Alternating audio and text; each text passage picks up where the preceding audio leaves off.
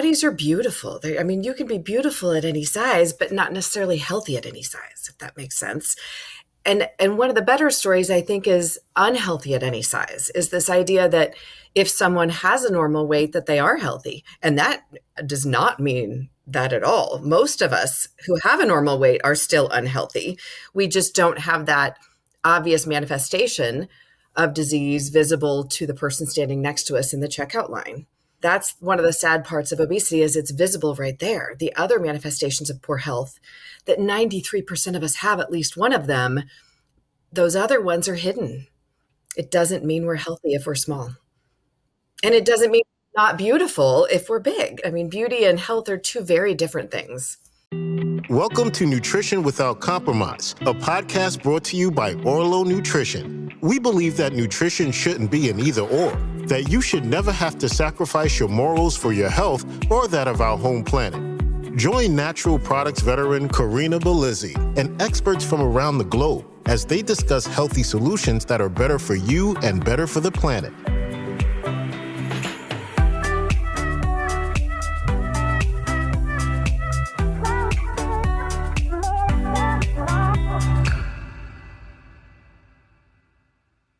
Welcome to another interview episode of Nutrition Without Compromise. Today, we're going to step into a deeper discussion about health and goal achievement as it relates to weight loss and, in particular, metabolic health. To offer us her perspective and support our shared learning, I'm joined by Dr. Courtney Younglove. Dr. Courtney Younglove is a physician that's board certified in obesity medicine and obstetrics and gynecology as well. She's been practicing clinical medicine now for over 25 years and recently earned a fellowship from the Obesity Medicine Association back in 2021. This is one of the highest honors bestowed upon members who demonstrate dedication and commitment to the clinical treatment of obesity and obesity-related diseases. So really, we couldn't be joined by anyone better for this discussion today. Beyond that, she is the founder and medical director of Heartland Weight Loss. This is an insurance-based obesity medicine practice with clinics in Overland Park, Kansas, and also Lawrence, Kansas. So if you're in Kansas, please look her up. She recently became the chief medical officer of Journey's Metabolic. This is a solution for tackling our metabolic health crises at scale, and she is also the founder of WellMe, a point solution bringing obesity medicine directly to employers. Now, before I bring her up, remember that this podcast is offered as a resource to educate, inform, and even entertain. It is not intended to treat, diagnose, or cure any ailments. There is no patient-provider relationship established between me, your host, nor our guests like Dr. Courtney Younglove. With that out of our way, let's bring her right up and get to this discussion. Dr. Courtney Younglove, welcome to the show. Thanks for having me. Now, I know I will falter on this, but can I call you Courtney? Yes, absolutely. That's my name. Amazing. Now, before we really dig into this topic, I'd really like to hear a bit about your backstory and what really brought you to this moment today. It's a story. So I went into medicine, obviously, because I loved the field of medicine, and ended up choosing obstetrics and gynecology because it gave me a nice balance between surgical interventions, long-term patient care. There was a lot of variety there. And I loved it. It was a great field. I entered that field in the late 90s, right as this obesity epidemic was just taking off.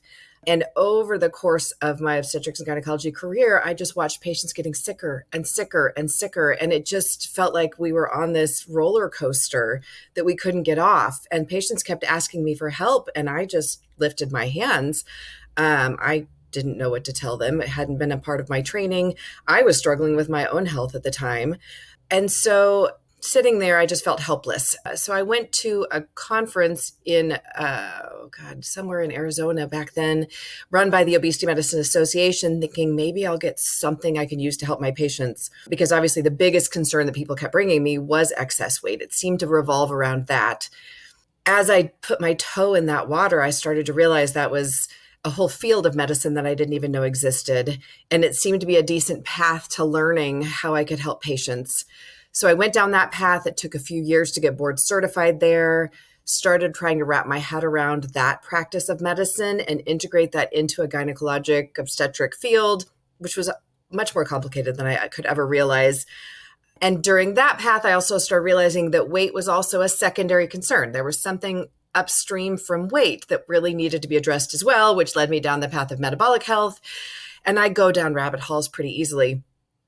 Eventually decided, there's nobody tackling this metabolic problem. And so I opened up a clinic. I just gave my notice to my obstetrics and gynecology group and said, I'm starting a practice, and did it, which was in hindsight insane. But I just really felt called to doing it, and it just needed to be done. And then it just took off. And I am a consummate learner. And so being in that obesity medicine space through all of these past 10 years of chaos that has erupted has been very exciting. It's been overwhelming. And it's really just honed me in on that path that if we're going to treat obesity, which is a passion of mine, we also have to treat metabolic health. And so it just keeps evolving. Well, and to your point, coming from the OBGYN path makes a lot of sense in certain stripes Mm-hmm. too, because so often women gain weight around their pregnancy and then Mm-hmm. have another pregnancy and another pregnancy, Mm-hmm. and it becomes harder and harder to keep it off. I mean, I found I couldn't really lose the baby weight until I stopped breastfeeding.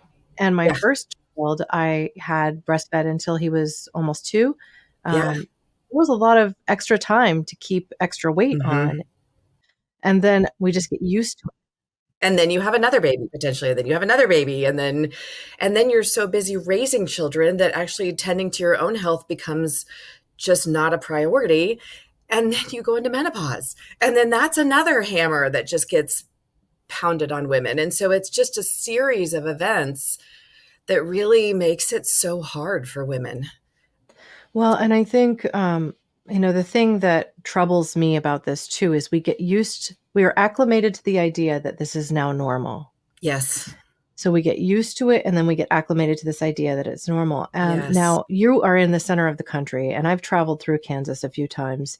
Mhm. And as I traveled through the middle states, I often see, wow, there's a lot more obese people here. Mhm. And Mhm. being somebody who's in the San Francisco Bay Area where activity is much more common, we don't have the long Mhm. winters.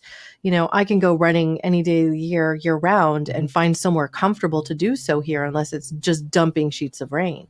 Mhm. Now, we add to that seasonality where there's times it's harder to be as active, or you have, Yep. let's say, not as good of access to healthy foods, and these insults just keep compounding.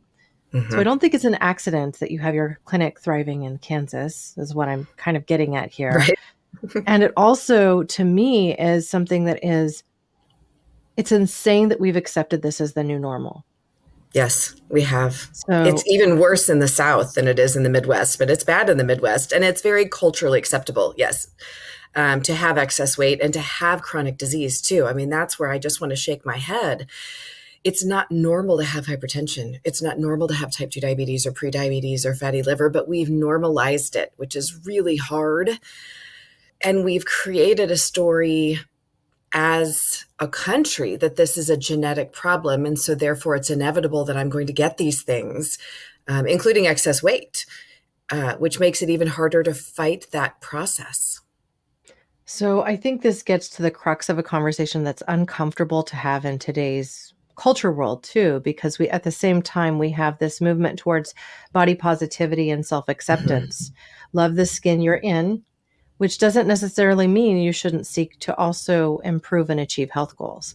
So I Exactly. think these two things sometimes lie in conflict. And so when you're talking about something like, yes, and we want to help you achieve your health goals. Yes, and we want you to feel Yes. comfortable in the shoes you're walking in. You shouldn't have pain just walking because you're carrying extra weight. Yes. So it's uncomfortable. Yes. And two things can be true. I mean, bodies are beautiful. I mean, you can be beautiful at any size, but not necessarily healthy at any size, if that makes sense.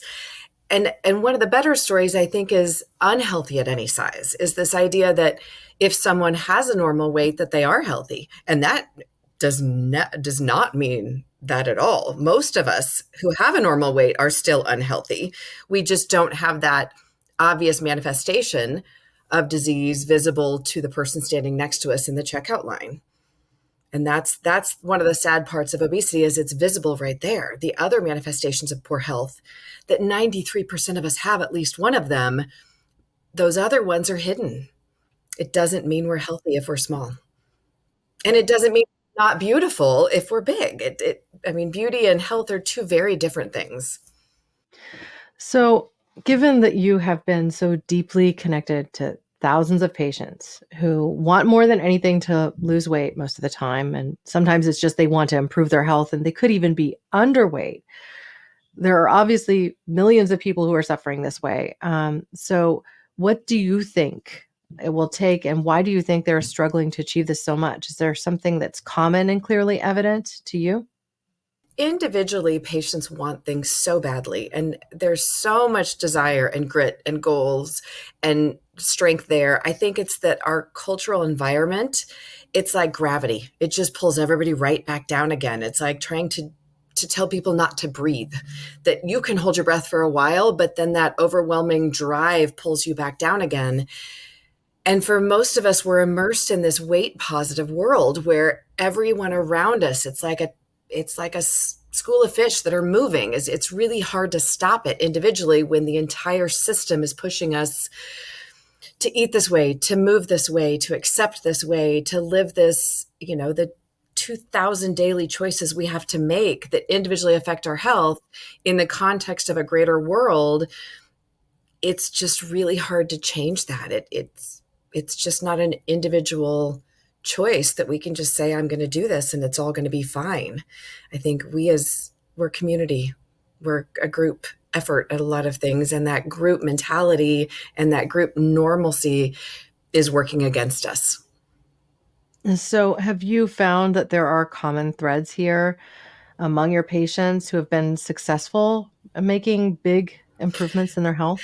Yes, and they never do it alone. I mean, we talk about this in our clinic all the time, is bring somebody with you on that journey. And if you don't have somebody with you, you need to find somebody with you, preferably many people with you. Is if you want to eat well and you want to move often, but yet you leave your work environment and go home to a family that doesn't eat well and that doesn't move often, or you go to work every day and you're among people where it's normalized to sit and eat unhealthy foods, you're just constantly immersed in that environment that's working against what you want to be. I think the common thread when people are able to break through that is they've joined a group of people where their desired behavior is that normal behavior. It's easy to do that thing. We go back to James Clear all the time. He's one of my very favorite people about habit formation and systems changes. I mean, he's amazing the way he puts it. But, I am around a group of women at this point in my life on purpose that do yoga. So it's very normal for me to do yoga, and it's very abnormal if I don't do yoga. So it just feels very natural to do that. But 20 years ago, I don't think I knew anybody that did yoga. So if I wanted to do that, it would just be odd. And there would probably be people that would raise their eyebrows at me at that time of life and go, you're going to do that thing. And so it's that peer pressure is very real. I'm around people that go to the farmer's market. I'm around people that eat salads for lunch. I'm around people that drink sparkling water. And so for me, doing those things is much easier to do because it's the normal thing to do. And so You've created the lifestyle. I've created that, yes. And it took work. Yeah. And of course, there's people that don't do that in my life, but there are a lot of people that do those things. So it's just easier. And so I think when patients do that, they create that, or they have people around them that normalize it. Yeah. And speaking from the role of a mother of two young boys who are, 6 and almost 9, it's incredibly challenging to even get enough time with my girlfriends to say, oh, well, I do yoga with them and things like that. So from a personal perspective, just with the first episode of this podcast at the beginning of the year, I shared how to achieve health goals, even if you are trying to do it a little bit on your own. And I want to share this because I think it's important. You can create the community that you want to help achieve the health that you want. But sometimes it's just not practical to have them with you on the journey as much. And so I really think that if you are just to put a few tools in place, like, I don't know, create a health log, be honest with yourself, just write down what your goals are and check in on a routine basis. It doesn't mean that you have to be seeing a metabolic doctor on a routine basis to walk towards something.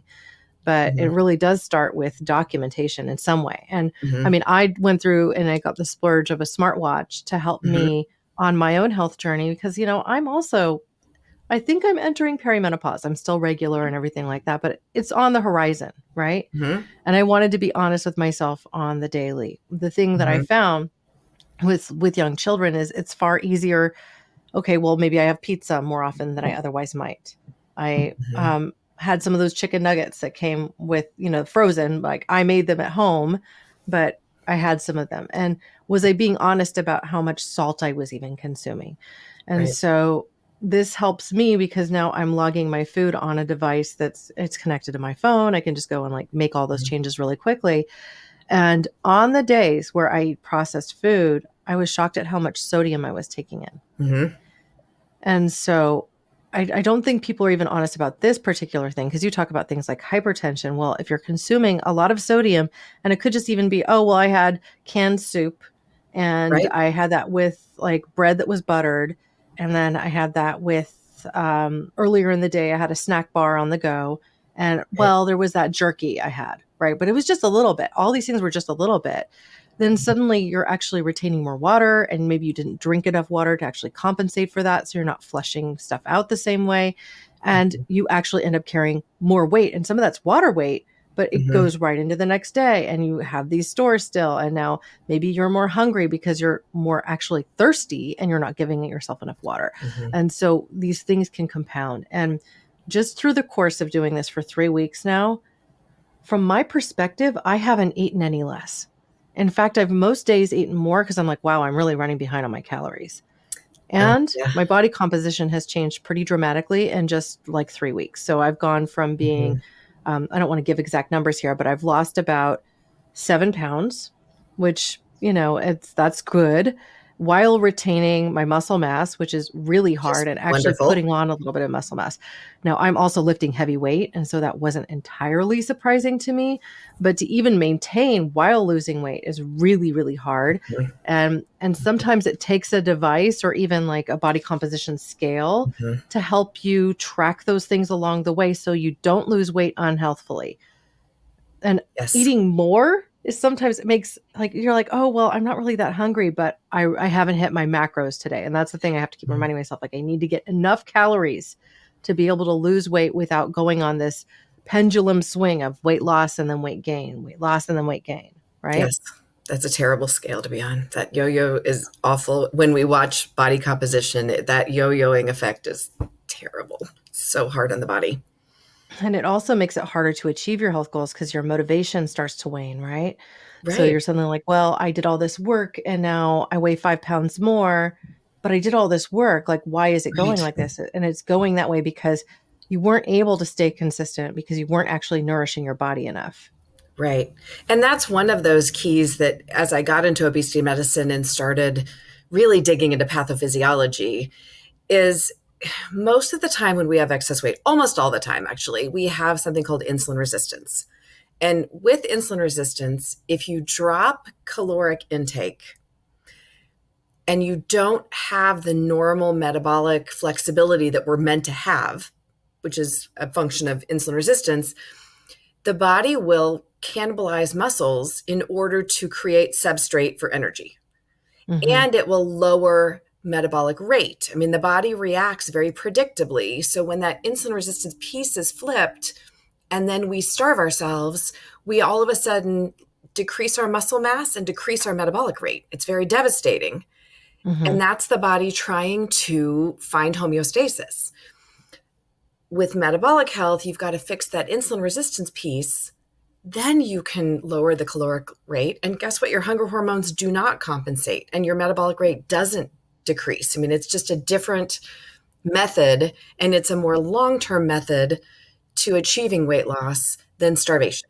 Starvation, we know doesn't work. We keep trying it. And the reason it doesn't work is in the presence of insulin resistance, it doesn't work. And if we're trying to lose weight, it's usually because we have insulin resistance. It's this kind of this chicken or the egg problem. But that's really that metabolic health piece that matters so much. The other question I have that relates to this is really how much water people need to be getting, because I think we're also really not honest about this with I ourselves. We think, know. well, I drink beverages, right? Do they Right, count too? Like my cup of right. coffee here, which Yes, could actually be a counter count. right. So what are your thoughts on that? I mean, if you look at various studies, there's all kinds of calculations you can do. I used to just tell my patients, just make sure you're peeing clear. I mean, once you're peeing clear, you're usually well hydrated. It's a good indication, but not everybody wants to look at that. And first thing in the morning, you're not. And after you take a vitamin, you're not. So there's all those little asterisks. At least 8 glasses of water a day. You're going to get water out of your food. And if you're eating a lot of whole foods, you're getting more water out of it than if you're eating ultra processed foods. So there's variables there. But I mean, I try to get at least 64 ounces a day. I don't think you need to do gallons and gallons, but if you're peeing clear, you're doing all right. That's great. I love that. Now, on a lot of these applications that you might use, they typically have water input too. So now what Mhm, I find myself doing is anytime I'm logging food, I also log water, and that reminds me to drink mhm, more water. And mhm, so I find there's a couple of positive benefits from that. One is that I'm sleeping a little bit more soundly. And while I might wake mhm, up in the middle of the night to go to the bathroom, it doesn't seem to affect how quickly I fall back to sleep. So that part has been kind of normal. But I mhm. think part of that is that I'm just not as parched, especially as we're in this winter months and our heaters kicking on in the middle of the night sometimes or something like that, right? So that can create dry air. Well, I'm just not as parched. So I think that's a good point. It can also reduce how hungry you feel when you're getting enough water. So as we bridge away from this conversation just focused on water, I'd really just love for you to talk a little bit more about how we're able to scale this, like moving from one person at a time, an individual issue to something that we can more broadly kind of change and move for people. So we're all kind of marching back towards health and slimming that waistline, having less visceral fat, having less of this myopic idea that, our health problems are our genes' faults.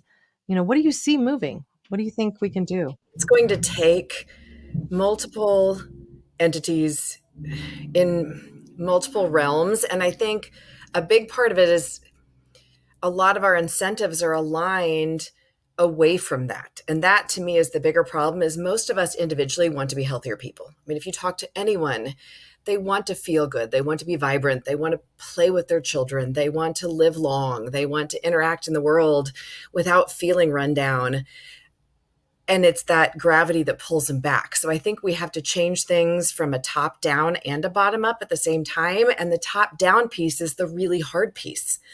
There are a lot of corporate interests, there are a lot of big businesses whose interests align with us staying unhealthy. And I don't want to say it's a conspiracy, it's just look at the incentives. I mean, some of our biggest industries in this country are big healthcare, big food, and big pharma. And all of those profit off of people being sick or contribute to it. There's very few people that profit off of people being well. And so I don't know how you change those incentives, how you change that from the top down. I know there's good people working on it in various realms, and I think it will create a movement and there will be a tipping point, but it's going to take a lot of work. I mean, big food has a lot of pull. There's a lot of profit in you eating ultra processed foods. Their profit margin is phenomenal. They want you to eat. Right, just anything, like get it in a box with a wrapper, and then it's going to, you know, be convenient. We've sacrificed health for convenience. We have, and I get it. I love convenience too, but there's not a lot of people fighting from the broccoli growers of America to really push that backwards. And the big financial incentives in this country are aligned with subsidies for corn and soy and wheat, things that make ultra processed foods. If we change the subsidies and all of a sudden we subsidize broccolis and peppers and eggs and chickens and fishes and all the other things, if those industries were subsidized and the cost of those products went way down, we could probably turn this around pretty quickly. But I don't know how you change government. It's nothing I've really been involved in. Well, I have to just say, there's a reason that people on the lower rung of our economic ladder tend to be fatter and less healthy. They tend to have a lower lifespan, a shorter overall lifespan as well, and a definitely shorter health span because they're going to the less expensive foods, which tend to be more processed or much higher in fats and much lower in total nutrient content like micronutrients, right? It's harder to eat protein rich also when you have a lower economic, like just when you're in a lower economic status. And so these things are common. You survive on beans, rice, tortillas, fried things, Funyuns or whatever, and you're not really feeding your body the same way. So convenient eating, I mean, I guess an apple is just as convenient as some of these other things, but I got to tell you, recently I go to buy an apple at the store, and first of all, they're pretty huge. They're like the size of like two fists because we've engineered them to be Because we've this big. engineered them, yes, because they're not quite apples anymore, but they're still better than a bag of Funyuns. Right, right. And then they're also, so it's like a lot more than one serving typically. And then do you eat the whole thing in one serving? You cut it and you put it in the fridge. What do you do? And Right, then the other part being that it was like $2 for an apple. And right. that didn't used to be the case. So to your point, subsidizing things that are healthy, Mhm. helping people understand what a serving is, getting them to think about when am I full versus overfull. And being comfortable in the kitchen too. I mean, there's a lot of, convenience foods are actually more expensive than real foods in a lot of ways. I mean, I have patients that swing through McDonald's and it's a $7 meal, which doesn't seem that expensive, but realistically you could go to the grocery store right behind you and get a rotisserie chicken and a package of frozen green beans and an apple and feed four people out of that for $10 or get two or three meals out of it. But when you're not comfortable in the kitchen because it's become a generational issue of we don't know how to do that, it takes an additional step to think that through. I mean, there's a lot more to it than just cost. I mean, I get a Costco order once a week with a lot of food in it. I have 3 teenage boys and they eat a lot of food. And if I were to take them out or feed them from a convenience place, it would cost me a lot more than what it cost me to feed them through Costco. But I also have a skill set of I know I can cook on the grill 15 chicken breasts at once, and I can use an electric knife and cut them up into squares all at once. And that all of a sudden becomes a great deal of meals in a hurry in my life, which I need. Right. Well, I think that's a very practical approach. Also, think about buying some of these foods in bulk. You can get a lot of rice and a Hmm. lot of beans. And instead Hmm. of going to open something with a can opener, you spend a little bit of time in your kitchen. I mean, Hmm. there are things that help us to create a more convenient lifestyle, like air fryers and Hmm. a rice cooker or instant pot as well, so that you can combine these things in the morning, Hmm. go off for the day, and it's scheduled to like start cooking when you need it. You get Hmm. home and now you have this healthier meal that didn't cost you an arm and a leg either Right. along the way, and which took minimal prep time. And Right. so It can become very convenient. yeah, I 100% agree.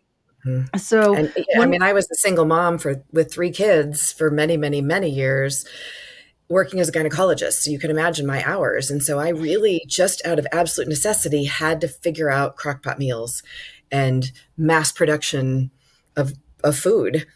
And so yeah, I was forced to learn it, but God, it's a wonderful skill to have.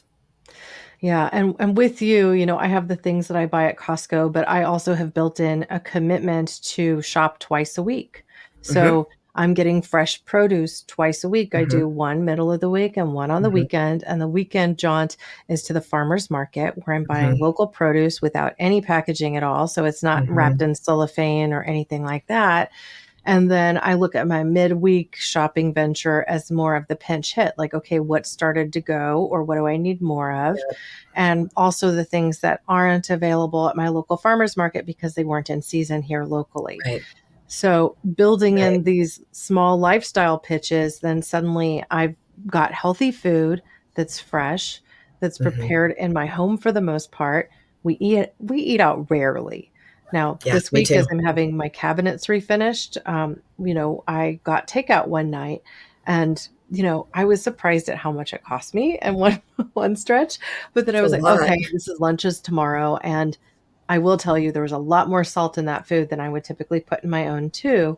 And Hmm. so greater intake of sodium, greater retention of water, that scale might just move on the Hmm. day if I chose to get on it every day. So this gets back to another habit that I like to encourage people to do, which is not weigh themselves every single day unless I they're was like, just going to say that. I can't agree with daily weighing. It's terribly destructive because it isn't a good measure of what is it that's changing. It's often water weight that's changing, and It's that's irrelevant in terms of health unless you have severe hypertension, and that water weight or renal failure or congestive heart failure where that extra water weight is detrimental. For most of us, it's water. It's okay. It Yeah, moves up and down. especially I It's had a salty meal last night because of yeah, the construction project, and I know that that right. would change. Yep. And it would be demotivating if I got on the scale this morning and saw Mm-hmm. that. Mm-hmm. So therefore, take a step back and Take a say, step I back. do, for me, it's Saturday mornings. So Yeah. after the finish of the week, and I weigh myself and do the body comp scale and log it all and see the movement. And it's Yes. going in the direction I want it to, which is really great. And it's Yes. reinforcing, therefore, the habits that I'm instilling every day. Yes. Body composition's just essential. We do it in our clinic in Kansas every month on every patient, and it goes into a spreadsheet. And I mean, I know I've discouraged people when I've said, don't get excited about that 5 pound weight loss. That's water. I don't care. Clinically, that Mhm. means nothing to me that you're down 5 pounds of water. If you're up a pound of body fat, I care a lot more about that. So it's really trying to retrain people to look at what is it that's changing. Now, recently there was a Netflix documentary which actually shared with the world a twin study where they put some of the twins on half of the twins, like so one of each, right, would be on a vegan diet that was more healthy, and the other would be on a healthy omnivore diet. And I don't know if you've had the opportunity to see this yet, I but I haven't yet. will. Actually, one of my family members has sent me a little, you should watch this. I don't watch much television at all, so it'll probably be a bit before I see it. But I get it. I looked at it as homework. So I'm just going to summarize quickly for people. You would anticipate that the vegan diet people may have lost more weight and potentially even lost more muscle.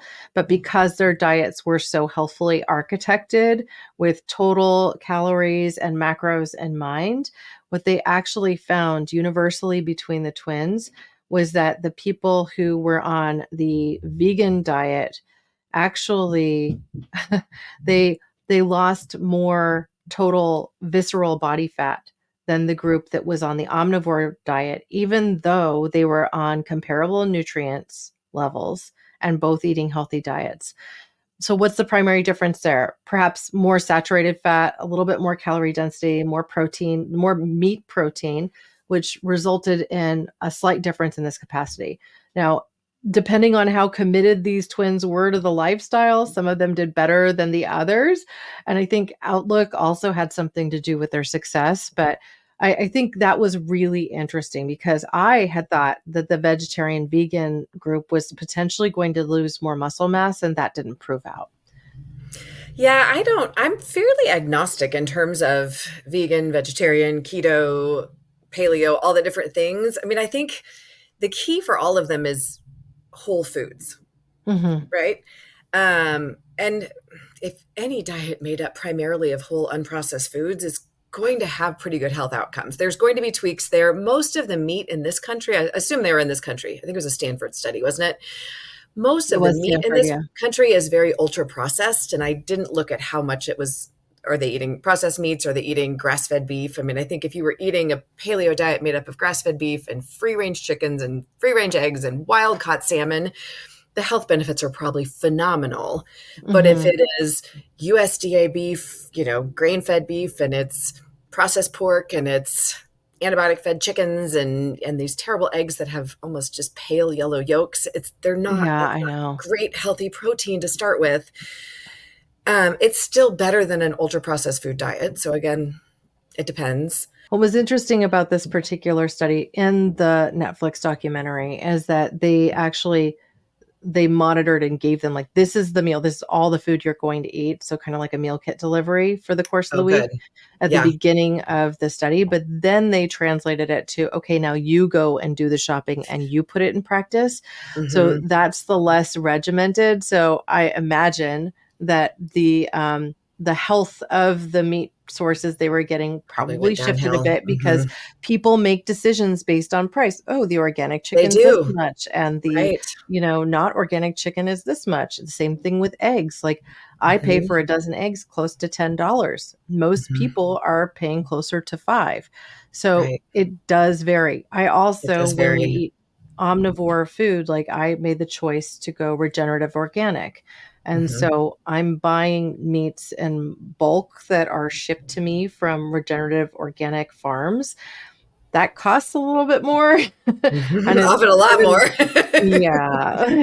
But at Yeah. the same time, when I'm cooking meat for my family now, I have more faith in its quality and that it's Yes. not just like another type of delivery of more corn and more soy and Yes. more wheat and more glyphosate and more Yes. pollution and more uh, concentrated animal feeding operation support that I don't Yes. want. Yes.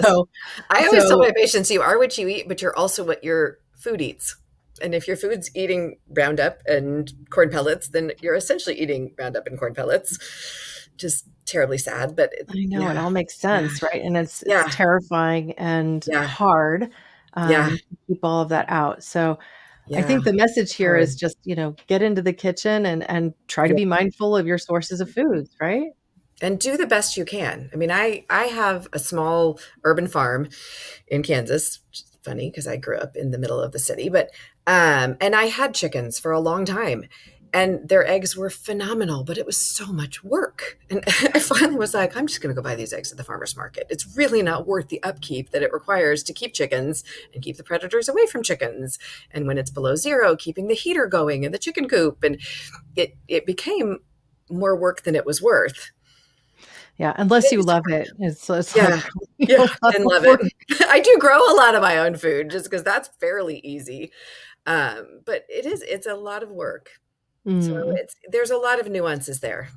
yeah. It's not a simple just be this. I mean, in our clinic, we have a lot of people that come in saying, I'm trying to be a vegetarian or a vegan, and it's really hard. And what we find is most of them, we call them carbitarians. They're just a processed food carb overloading diet, and it's really unhealthy. And so I'd rather get them to a more balanced diet to get that protein level up, even if it's not a perfect protein. There's no perfect answer Yeah. unless you live in a world that you can get all that wonderful protein and access the farmers market all the time. And it's Yeah. hard. Yeah, agreed.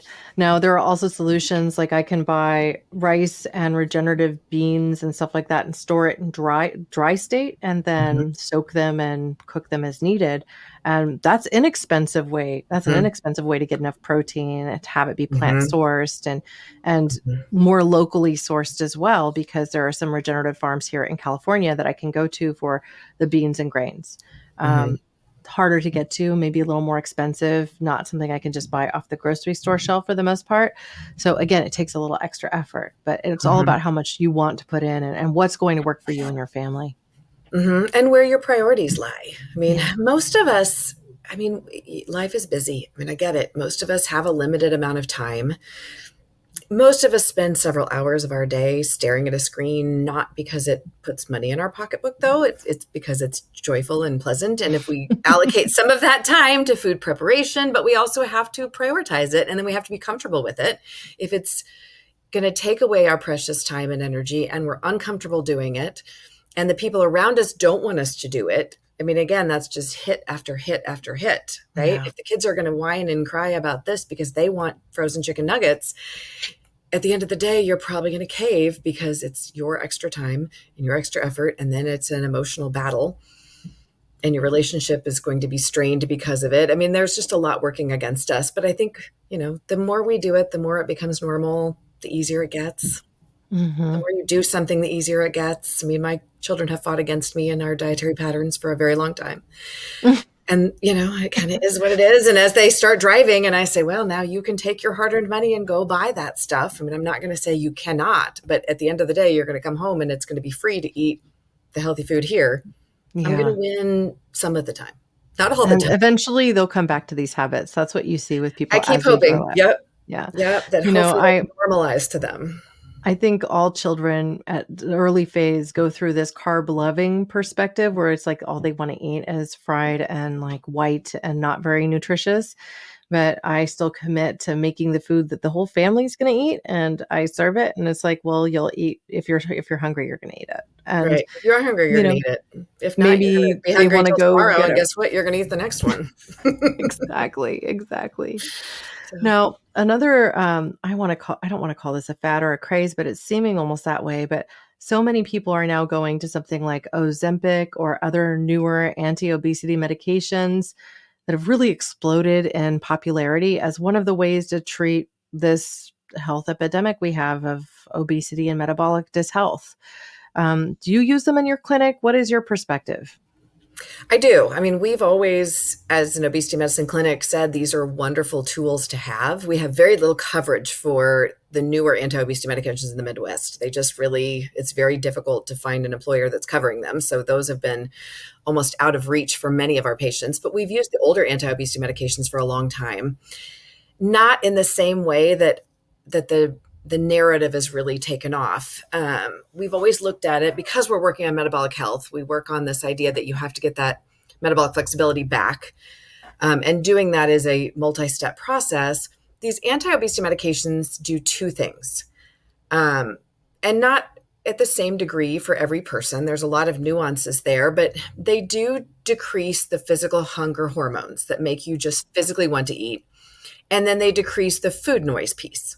And the food noise is really a result of that metabolic dysfunction, but it's that constant, I want food, it's there. There's donuts in the break room. I like donuts. Donuts are in the break room. I could have a donut. It's just one. And that kind of that mental chatter that we all, not all of us, many of us have around food. And so these medications can be really useful in quieting those things so that we can do the things that need to be done to get that metabolic flexibility and insulin resistance back. And that's that deploying the whole foods and the essential protein and really getting rid of those ultra processed foods that worsen the underlying problem. And so we've used them for a long time of let's put these medicines on board so we can do the real work.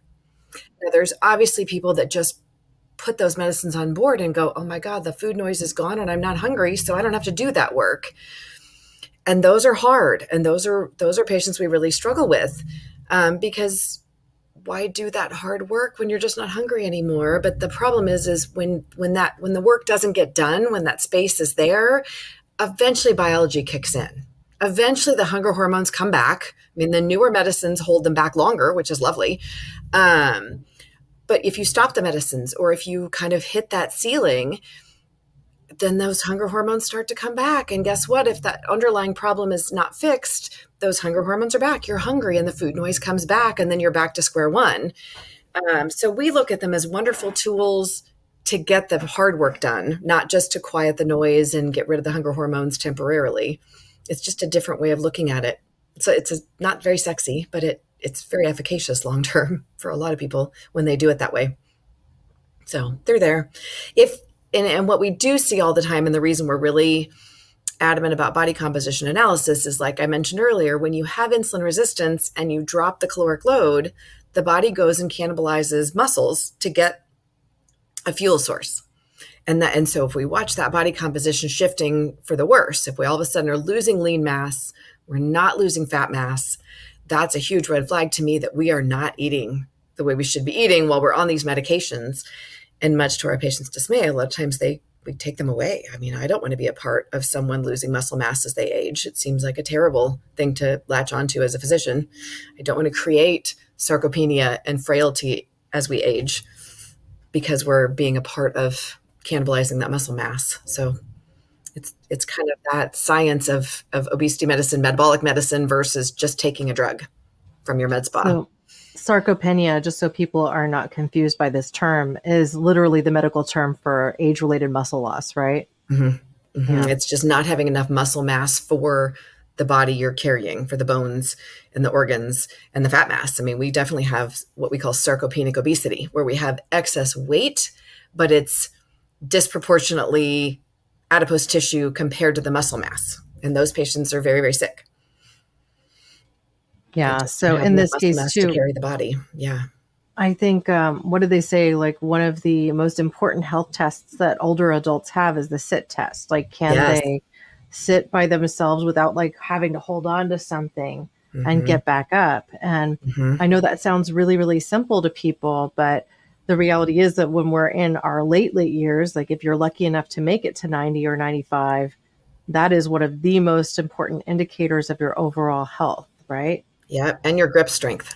I mean, if you still have muscle mass in your hands to grab things, Right. yeah, they're reflections of overall muscle mass. And it's important because once you miss a step or you trip over the cat toy on the floor, if you don't have the muscle mass and the fast twitch and the slow twitch fibers that allow you to grab your own body weight and restabilize it quickly, you fall. And we know that falls are devastating as we age, not because we fall and break our head or break our hip. We do, but we don't have the muscle mass to recover from those injuries and to rehabilitate ourselves from those injuries. And so we get immobilized from an injury and our muscle mass steeply declines, and it wasn't good to begin with. And it's a very, very quick downhill spiral for a lot of us as we age. So that muscle organ is just amazing. It's just essential. Wow. So I think that helps people kind of have that rounder perspective. It sounds to me like you look at these drugs as almost like a spot treatment, like you use it while you need it and then would work with with the your goal to pull individuals it to get them away, off. Yeah. ideally. And that's the studies don't show that, but all the studies are funded by the pharma companies selling the drugs. So they're not going to study them in a let's pull them off, right? I think that's up to us with boots on the Mhm. ground as clinicians to say, can we pull them off? And just like any intervention, you may not be able to, right? You get somebody's acne under control with medications. Okay.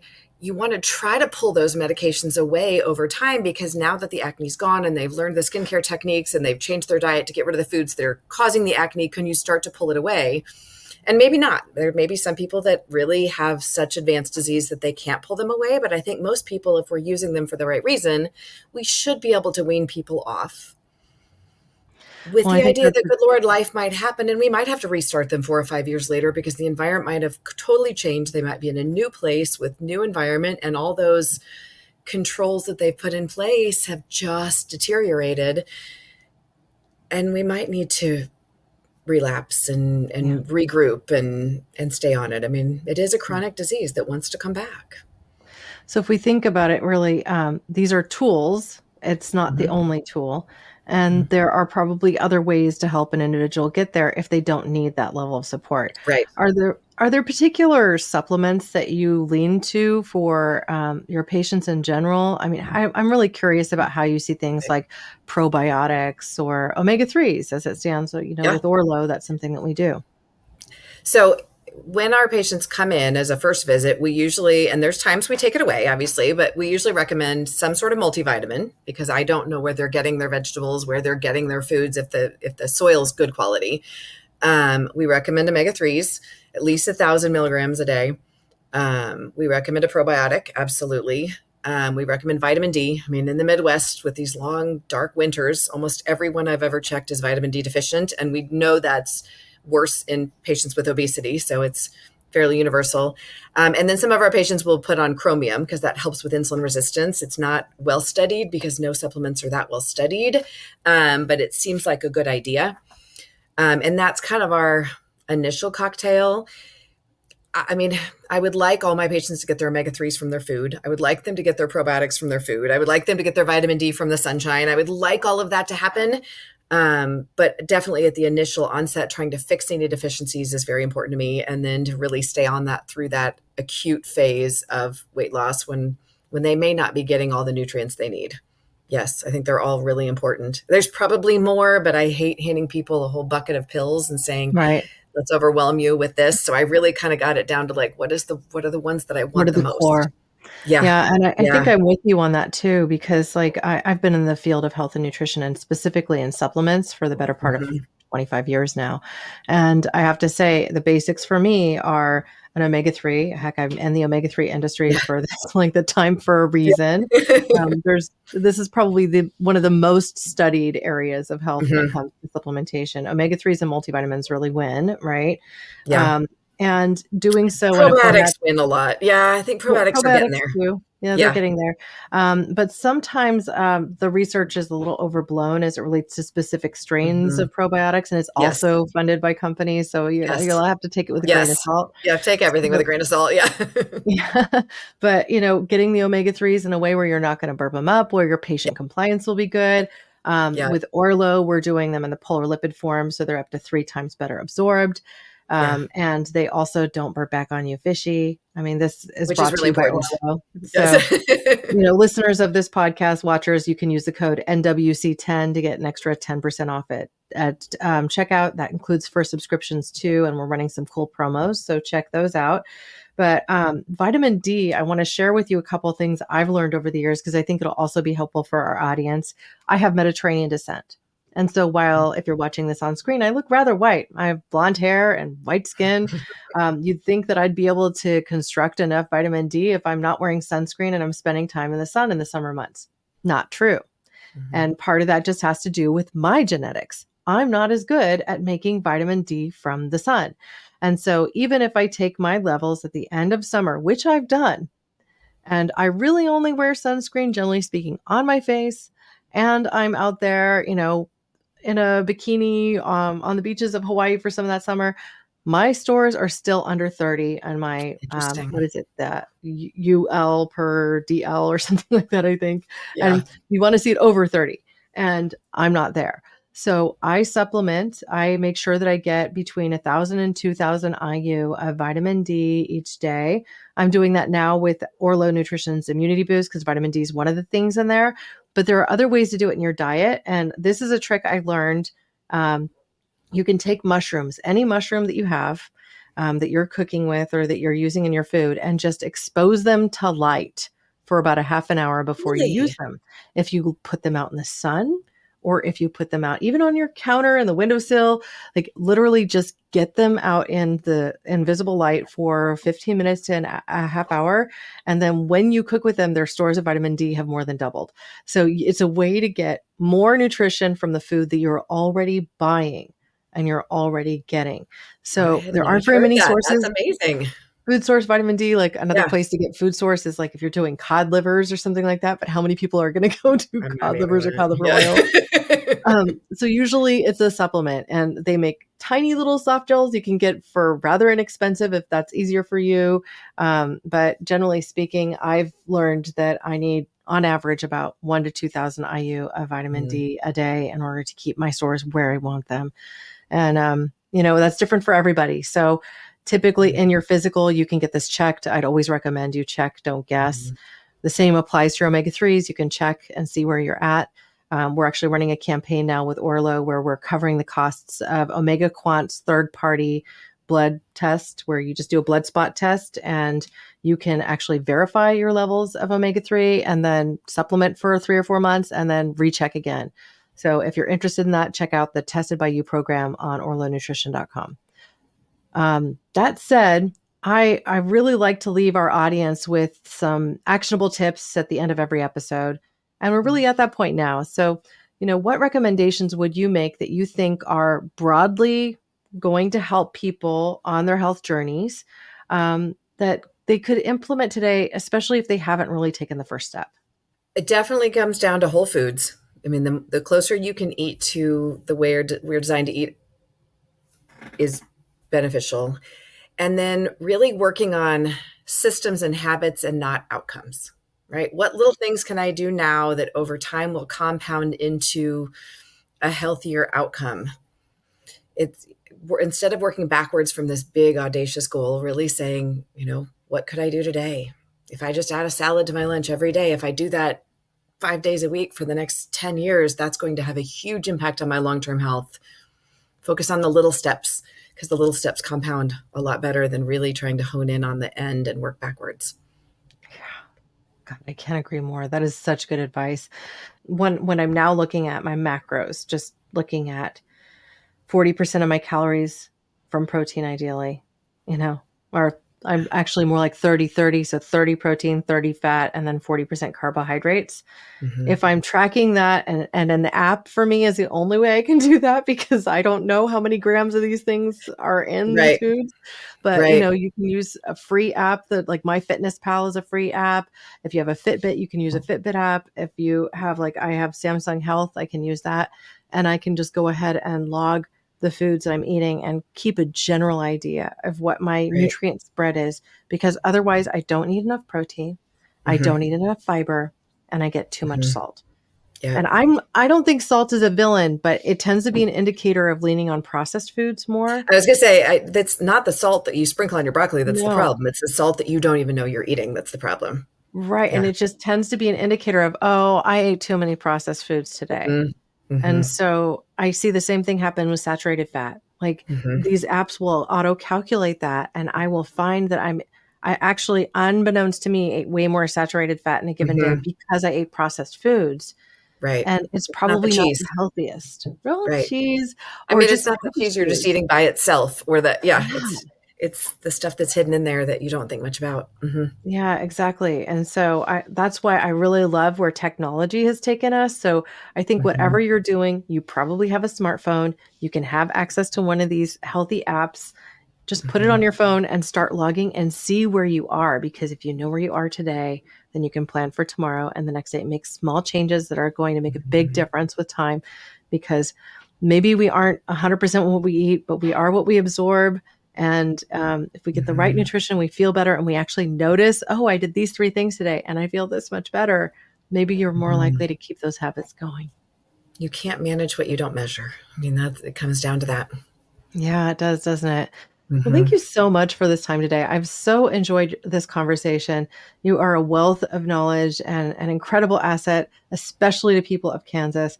But I want to say overall, if people want to get in touch with you and what you're doing, how would you like them to reach out? What works best for you?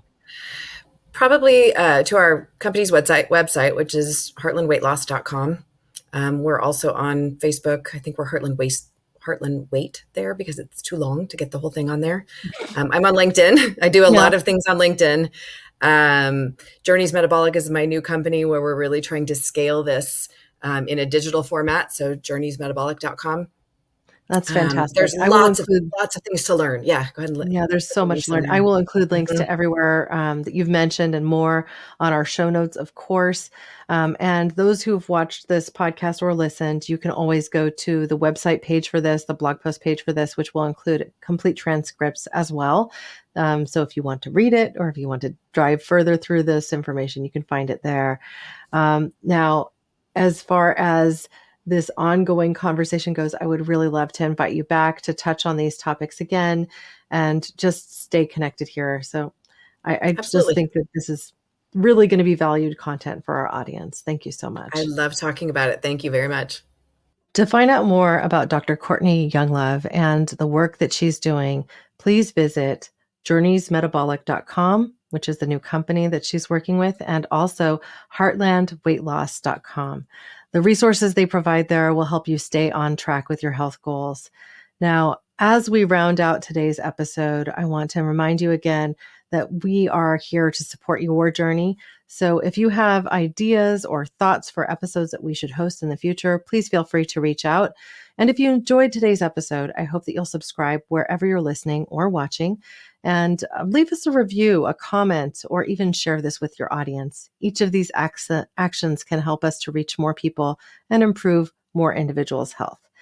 Now, as I close today's show, I hope you'll join me by raising a cup of your favorite beverage as I say my closing words. Here's to your health. Thanks for listening to Nutrition Without Compromise. To make sure you never miss an episode, subscribe, rate, and review wherever you listen to podcasts. If you'd like to learn more, visit orlonutrition.com and join our mailing list. You'll gain access to complete show notes, features, and informative blogs, because nutrition shouldn't be an either or.